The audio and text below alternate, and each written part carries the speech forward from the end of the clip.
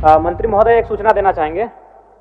Rotavator जिसकी सरकारी मूल्य है 1,42,000 और मार्केट में वो 1,10,000 में उपलब्ध हो रहा है। दूसरा है मल्टी क्रॉप थ्रेसर, इसका सरकारी मूल्य निर्धारण किया गया है 2,85,000 और मार्केट में ये उपलब्ध हो रहा है 2 लाख रुपए में। तो मंत्री महोदय, ये दोनों सूचना मैं आपको दे रहा हूँ, कृपया इसका जांच कर लेंगे। ठीक। मुझे कभी कभी अचंभित होता है अध्यक्ष महोदय कि इतना गरीब राज मगर दिल खोल के देने वाला हमारा ही एक सरकार है। पूरे देश भर में अध्यक्ष महोदय सबसे ऊंचा दर का बोनस हमारी ही सरकार दे रही है दूध उत्पादकों को। सूचना है मंत्री महोदय, एक सूचना देना चाहेंगे। रोटावेटर जिसकी सरकारी मूल्य है 1,42,000 और मार्केट में वो 1,10,000 में उपलब्ध हो रहा है। दूसरा है मल्टी क्रॉप थ्रेसर, इसका सरकारी मूल्य निर्धारण किया गया है 2,85,000 और मार्केट में ये उपलब्ध हो रहा है 2 लाख रुपए में। तो मंत्री महोदय, ये दोनों सूचना मैं आपको दे रहा हूं, कृपया इसका जांच कर लेंगे। ठीक, धन्यवाद। आप बोल पीछे जगत जी बोल रहे हैं, उसके बाद मंत्री जी का उत्तर होगा। बोल। एक सुझाव था, वो सारी योजना है जिसमें किसानों को अपना अंशदान देना पड़ता है, क्या उन योजनाओं वो अंशदान को हम डायरेक्टली केसीसी के साथ लिंक कर दे तो किसानों को डायरेक्ट अपने हाथ से पैसा ना देना पड़े और वो हमारी सरकारी योजनाओं के प्रति आकर्षित हो और ज्यादा से ज्यादा हमसे जुड़ सके। चलिए,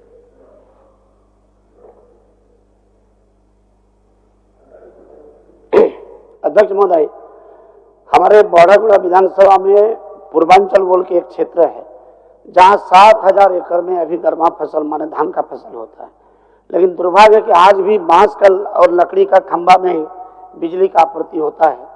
तो हम माननीय मंत्री महोदय से अपील करेंगे कि जल्द से जल्द उसको दिखा के पिलर का व्यवस्था करें ताकि सुचारू रूप से कभी कभी संबंधित विभागों के साथ, हाँ संबंधित विभाग के साथ, कृषि विभाग का विषय नहीं है, नहीं विभाग का, बिजली विभाग में इनका तरफ से ये हो जाए। ठीक। माननीय मंत्री। अध्यक्ष महोदय, कृषि पशुपालन एवं सहकारिता विभाग के मांग संख्या 1 में जो अनुदान मांग में आज इस सदन में चर्चा हुई है अध्यक्ष महोदय, और इस चर्चा के दौरान कई सारे पक्ष के साथी, विपक्ष के साथियों ने और हमारे वरिष्ठ सदस्यों ने अपना चिंता जताया अध्यक्ष महोदय, अपना सुझाव दिया है और उन सभी विचारों को हम लोग सम्मान पूर्वक मैं और मेरे विभाग ग्रहण करते हैं अध्यक्ष महोदय, क्योंकि ये लोकतंत्र का खूबसूरती है अध्यक्ष महोदय कि ये जो प्रथा चलता है सदन में जिसमें अनुदान की मांग को रखा जाता है अध्यक्ष महोदय, ये एक तरीके से दर्शाता है कि राज्य के कोष में जनता का अधिकार है और जनता जिनको चुन के भेजती है, चाहे पक्ष हो या विपक्ष हो, उनके माध्यम से कार्यपालिका वोट लेती है, उनकी सहमति लेती है, अनुमति लेती है, डायरेक्टली और इनडायरेक्टली। आज जनता, झारखंड की जनता इस राजकोष में अपना अनुमति दे रही है कि इस पैसे को कृषि के लिए, पशुपालन सहकारिता के क्षेत्र में विकास कार्य करने के लिए आप उपयोग कर सकते हैं। इसीलिए ये जिम्मेवारी केवल सत्ता पक्ष की नहीं है अध्यक्ष महोदय, ये जिम्मेवारी आज विपक्ष की भी थी, किंतु ये चिंता का विषय है कि आज इन्होंने सदन से वॉकआउट, आज इतना महत्वपूर्ण दिन में वाद विवाद के वक्त ये लोग वॉकआउट किए अध्यक्ष महोदय, और वो भी क्यों? इनका जो संगठन में अपना अंतरकला चल रहा है नेता प्रतिपक्ष चुनने के लिए अध्यक्ष महोदय, उसके लिए सत्ता का लालसा इनको इतना है कि यहाँ के राज्य की जनता, राज्य के कृषि इनके लिए कोई मायने नहीं रखती है अध्यक्ष महोदय। और आज ये यहाँ पे है नहीं हमें आईना दिखाने के लिए, क्योंकि हमारी सरकार किसी भी तरीके से आलोचना से डरने वाली सरकार नहीं है। हम आलोचनाओं को सुनना चाहते हैं, जानना चाहते हैं, उनको स्वीकार करना चाहते हैं और उसके अनुसार हम लोग इस राज्य को चलाना चाहते हैं। We don't look at the glass as completely filled. We look at the glass as half filled अध्यक्ष महोदय, ग्लास आधा अधूरा है और हम लोग उसी तरीके से देखते हैं ताकि उसको हम लोग और बेहतर कर सके। आज जितने भी माननीय सदस्यों ने अध्यक्ष महोदय बातों को रखा है, आपने इस बात को मैं भी स्वीकारती हूं कि हम लोगों ने काफी कुछ इस विभाग ने किया है अध्यक्ष महोदय, और भी चीजों को करना अभी बाकी है और रास्ता बहुत लंबा है, लक्ष्य भी बहुत दूर है अध्यक्ष महोदय। क्योंकि झारखंड राज्य को अगर देखा जाए तो यहाँ पे अनिश्चितकालीन से अध्यक्ष महोदय खेती बाड़ी किया जा रहा है। पूरा आप छोटा नागपुर क्षेत्र से लेके संथाल क्षेत्र चले जाइए, ऊबड़ खाबड़ इलाका, छोटे भूखंड, वर्षा भी कभी होता है कभी नहीं होता है अध्यक्ष महोदय, मगर बहुत लंबे समय से आदिवासी समाज, मूल निवासी समाज यहाँ पे अपने पारंपरिक ज्ञान को इस्तेमाल करके कई सारी चुनौतियों का सामना करते हुए अपना जो कृषि प्रणाली है उसका ज्ञान को इतना विकसित किया है और अपने कृषि शैली को इसके अनुसार ढालने का काम किया है। और यही कारण है कि विपरीत परिस्थिति में भी हमारे किसान इतना मेहनत करके आज इस राज्य के किसी ना किसी तरीके से इस राज्य के जीडीपी पे भी ऐड करते हैं अध्यक्ष महोदय। और हमारी सरकार लगातार तत्पर भी है किसानों को मदद करने के लिए। आज अगर हम लोग गांव घर में जाए तो अधिकतर गांव में अध्यक्ष महोदय जो सीमांत किसान हैं उनकी 4 विशेष जो है दिक्कतें वो रहती हैं। पहला, जब खेती का मौसम आता है तो उसका चिंता रहता है अध्यक्ष महोदय कि भाई बीज चाहिए, खाद चाहिए, ये हम लाएंगे कहां से, पहला चिंता। अगर ये पूर्ण भी हो जाए अध्यक्ष महोदय तो उसका दूसरा चिंता होता है कि इस वर्ष बारिश होगा या नहीं होगा। बारिश हुआ तो ठीक, नहीं हुआ तो सुखाड़ का सामना।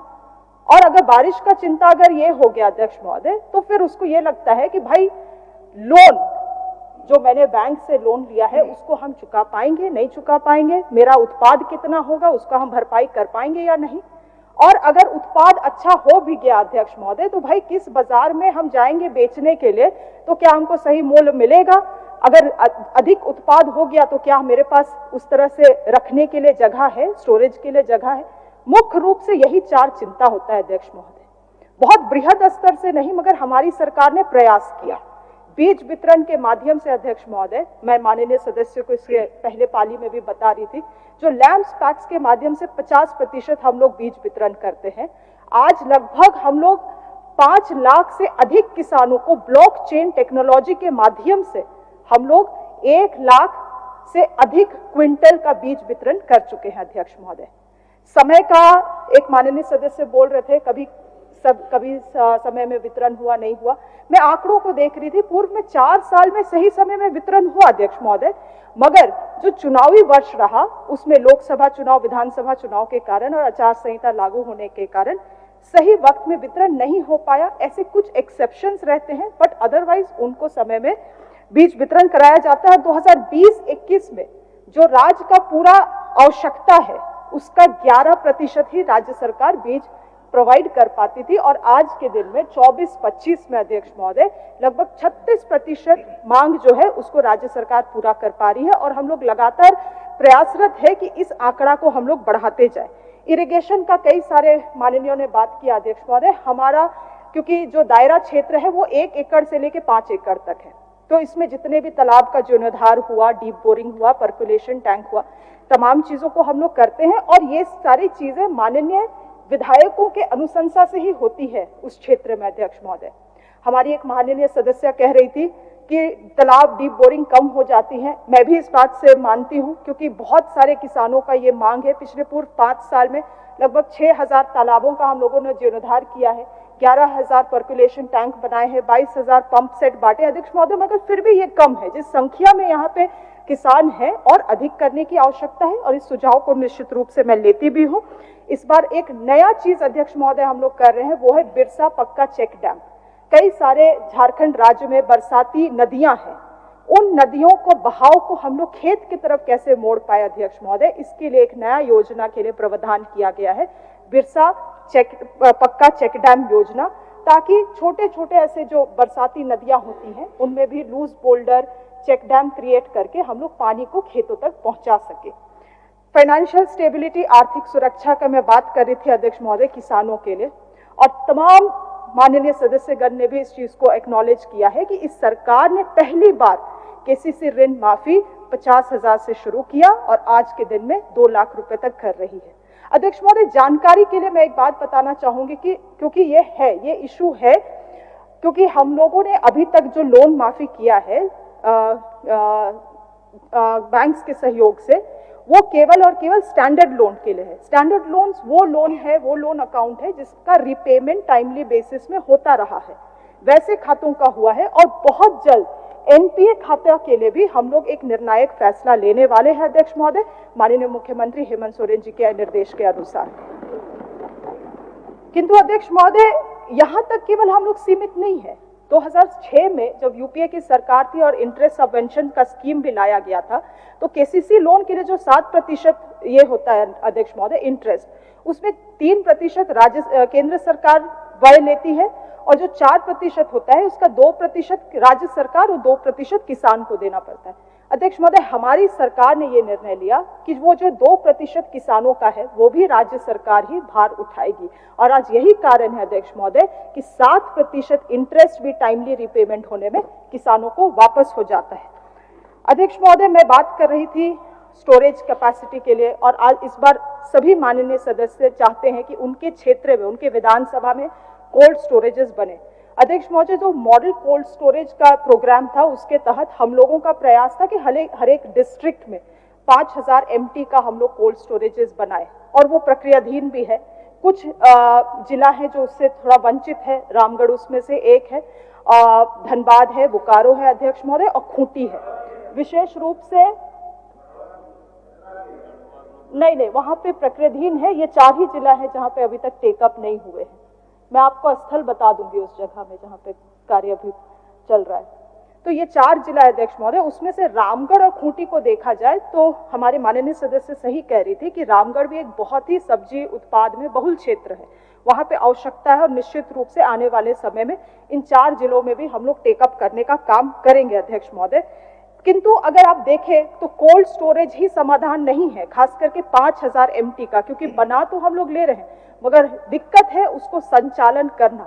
आज हमारे किसान, हमारे एफपीओज उतना मजबूत नहीं है अध्यक्ष महोदय कि 5000 MT के कोल्ड स्टोरेजेस को संचालन कर सके। इसीलिए मैं बढ़ावा देना चाहती हूँ वैसे छोटे कोल्ड स्टोरेजेस का, चाहे 5 MT के हो या 30 MT के हो, जो कि आपके बाजार के पास में रहे, जिससे कि छोटे किसानों को लाभ मिल सके। क्योंकि पिछले बार भी एक माननीय सदस्य बोल रहे थे अध्यक्ष महोदय कि कोई जिला में जाके कोई छोटा किसान संभव नहीं है कि वो सब्जी पहुंचाएगा 100 किलोमीटर दूर। इसीलिए छोटे जो कोल्ड स्टोरेजेस है, वैसे कोल्ड स्टोरेजेस के लिए भी इस बार के बजट में प्रावधान रखा गया अध्यक्ष महोदय। 2006 के नेशनल कमीशन ऑफ फार्मर्स के रिपोर्ट के अनुसार अध्यक्ष महोदय, सबसे स्मॉल लैंड होल्डिंग्स जो होता है वो किसानों के लिए बड़ी चुनौती होती है। छोटा जमीन रहता है, ज्यादा कुछ उसमें वो ना उत्पाद कर पाते हैं और ना तकनीकी चीजों का वो इस्तेमाल कर पाते हैं। हमारे सरकार का प्रयास है अध्यक्ष महोदय कि किसानों को संगठित करके एफपीओ और एसएचजी के माध्यम से हम लोग उनको न केवल मजदूर के रूप में मगर कृषि क्षेत्र में उनको हम लोग कृषि के मालिक के रूप में, हम लोग कृषि उद्योग के मालिक के रूप में हम लोग विकसित करें अध्यक्ष महोदय। और इसी प्रयास के तहत माननीय मुख्यमंत्री जी का सपना था कि हर एक जगह पे लगभग 100, मतलब पूरे झारखंड भर में लगभग 100 बिरसा कृषि पाठशाला बनाया जाए। अध्यक्ष महोदय, ये इनकी दूरदर्शिता थी, क्योंकि ये जानते थे, ये खुद उस तरह के परिवार से आते हैं अध्यक्ष महोदय जहां पे पारंपरिक खेती होती है, और ये जानते थे कि लोग पारंपरिक जहां खेती करते हैं, they don't want to experiment, किसान एक्सपेरिमेंट नहीं करना चाहते हैं, प्रयोग नहीं करना चाहते हैं, तो उनके लिए एक ट्रेनिंग ग्राउंड बनाया जाए जहां पे इंटीग्रेटेड फार्मिंग, समेकित फार्मिंग किया जा सके और लोग उसको देख के वहां पे सीखे अध्यक्ष महोदय। और मुझे बतलाने में खुशी हो रही है कि लगभग अभी 50 से अधिक इस तरह से कृषि पाठशालाएं पूरे झारखंड भर में संचालित हो रही हैं, और शायद दुमका में कोई क्षेत्र है करो है अध्यक्ष महोदय, वहां की जो बिरसा पाठशाला चलाई जा रही है उसमें से 22 लाख रुपया सालाना रेवेन्यू का टर्नओवर हो रहा है। तो ये संभव है और किसान वहां आ रहे हैं, देख रहे हैं, सीख रहे हैं और उसको अपने खेत में फिर प्रयोग करने का काम भी कर रहे हैं अध्यक्ष महोदय। आने वाले समय में हमारे बिरसा एग्रीकल्चर यूनिवर्सिटी हो या कृषि विज्ञान केंद्र हो या ICR हो, ऐसे कृषि संस्थानों का बहुत बड़ा भूमिका रहने वाला है इस राज्य में, क्योंकि शायद हम एक एक तक बीज ना पहुंचा पाए ये किसानों को, मगर एक एक तक वो ज्ञान पहुंचा सकते हैं अध्यक्ष महोदय, जिससे वो और बेहतर कृषि प्रणाली में से जुड़ सकते हैं।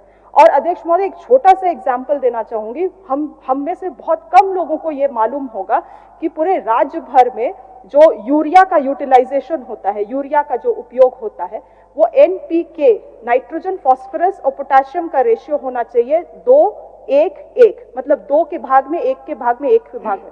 अध्यक्ष महोदय, आप अचंभित होंगे इस बात को जानते हुए कि आज जो एक्चुअल यूटिलाइजेशन हो रहा है वो 29, 17 और 1 है।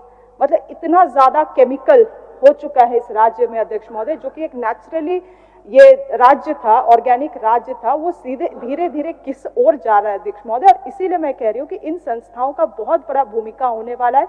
हम लोग अभी तक इस लोगों के बीच में, किसानों के बीच में जानकारी उत्पन्न करने के लिए 16 लाख से अधिक सॉइल कार्ड उनको उपलब्ध करा चुके हैं, ताकि किसान भी जाने कि उनका सॉइल का स्वास्थ्य क्या है, क्या चीजों को उनको उपयोग करना चाहिए, और इस दिशा पे भी सरकार काम कर रही है। माननीय सदस्य, वरिष्ठ सदस्य सरयू राय जी कह रहे थे अध्यक्ष महोदय कि कृषि, बहुत सही चीज को उन्होंने नोटिस किया है कि जो कृषि का जो एनुअल ग्रोथ रेट है वो बहुत कांस्टेंट रहा है पूरे देश भर में, 3% से कभी आगे बढ़ा ही नहीं। अदर सर्विसेज को आप देखिएगा तो लगातार उसमें बढ़ोतरी आ रही है अध्यक्ष महोदय। मगर एक बात गौर करने वाली ये है कि मत्स्य पालन में झारखंड राज्य आज 10% ग्रोथ ऐड कर चुका है और पशुपालन में 4% अध्यक्ष महोदय। ये बहुत बड़ा ग्रोथ है।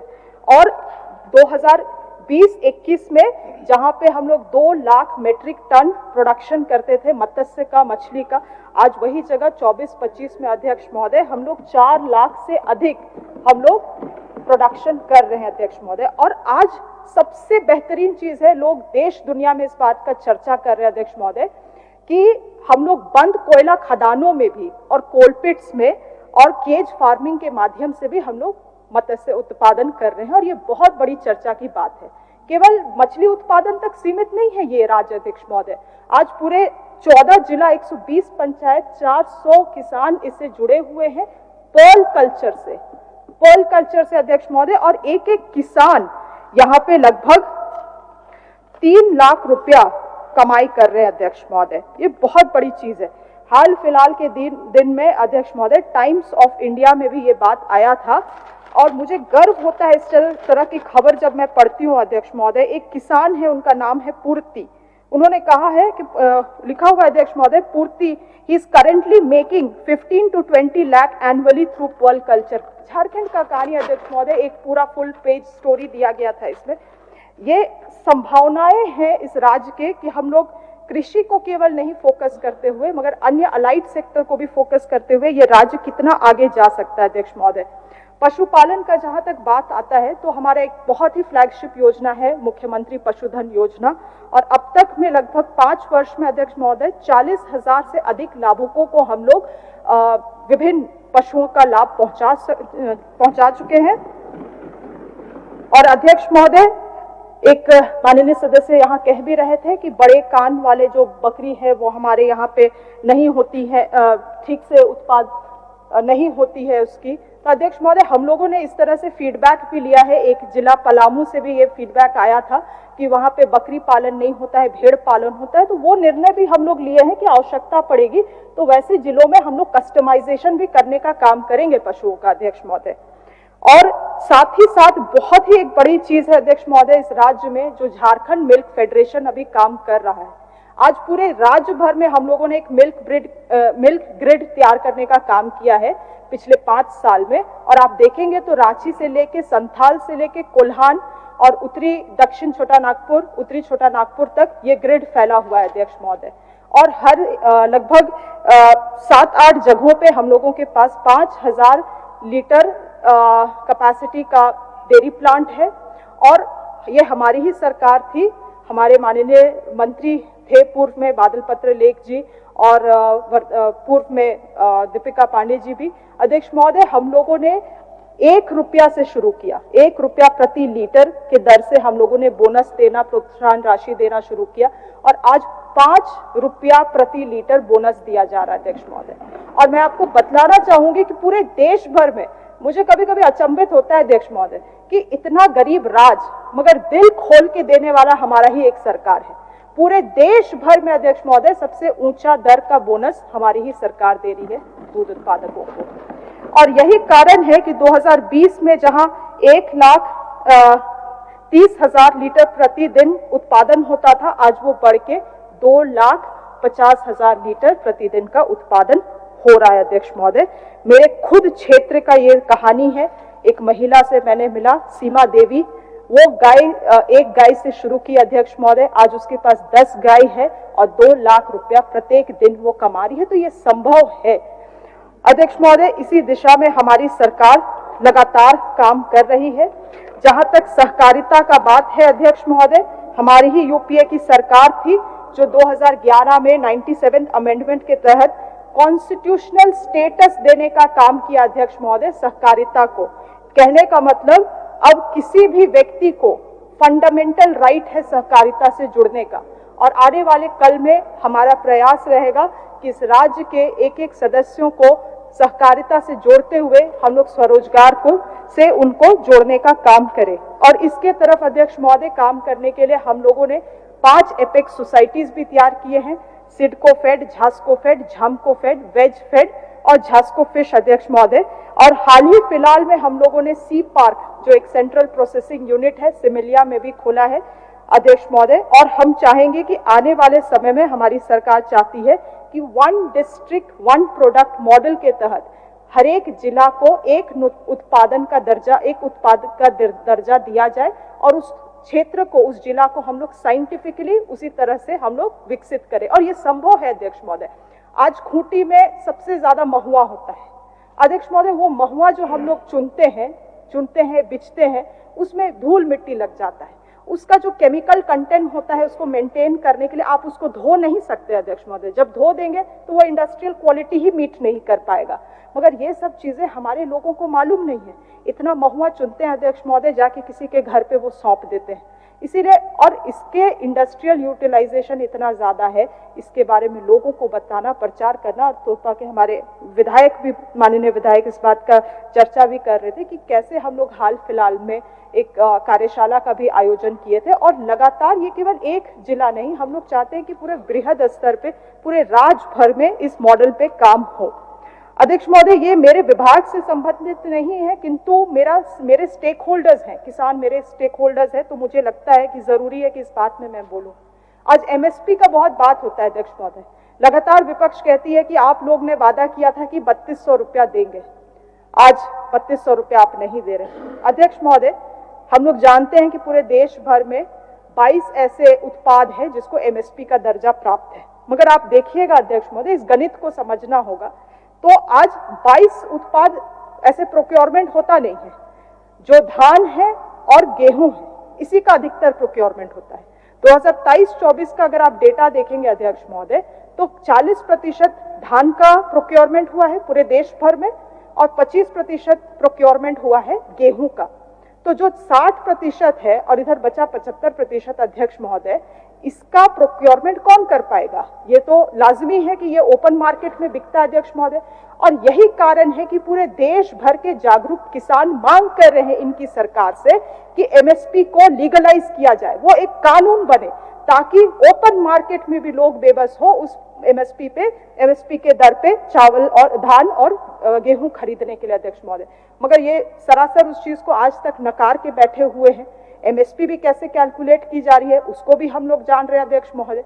तो मैं हमेशा इस बात को कहती हूँ अध्यक्ष महोदय कि माई बाप की सरकार इनकी है, मगर ये सारा आसरा हमसे ही करते हैं अध्यक्ष महोदय। आज भी कई सारे माननीय सदस्य इस बात को बोल रहे थे कि इनको नहीं मिल रहा है, दिव्यांगों को नहीं मिल रहा है, वृद्धाओं को नहीं मिल रहा है। अध्यक्ष महोदय, हमने अपने तरफ से जो किया है उसका कुछ आधा भी ये करके हम लोगों को दे दे इस राज्य को, तो शायद इस राज्य को चलाने में हमें भी मदद होगी अध्यक्ष महोदय।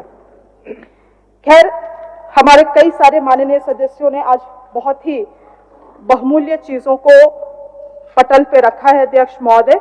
और मैं सुझाव के तहत हमारे माननीय विधायक मथुरा प्रसाद महतो जी बहुत आपको धन्यवाद देना चाहती हूँ अध्यक्ष महोदय। उन्होंने अपने भाषण के बाद मुझे एक आभार पत्र भी दिया है और अध्यक्ष महोदय मुझे लगता है ये सबसे बेहतरीन चीज़ है जो बहुत दिनों के बाद मुझे मिली है।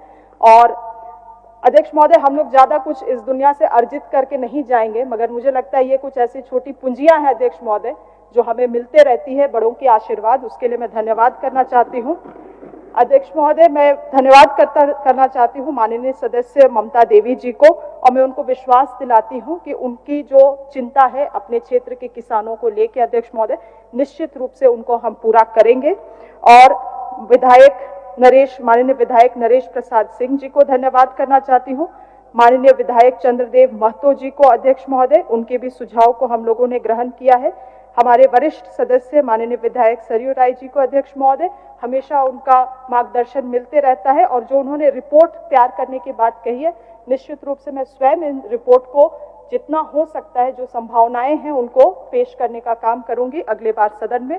माननीय विधायक दर्शक गगराई जी को अध्यक्ष महोदय, माननीय विधायक जयराम महतो जी को और माननीय विधायक सुदीप गुड़िया जी को अध्यक्ष महोदय बहुत बहुत धन्यवाद करना चाहती हूँ।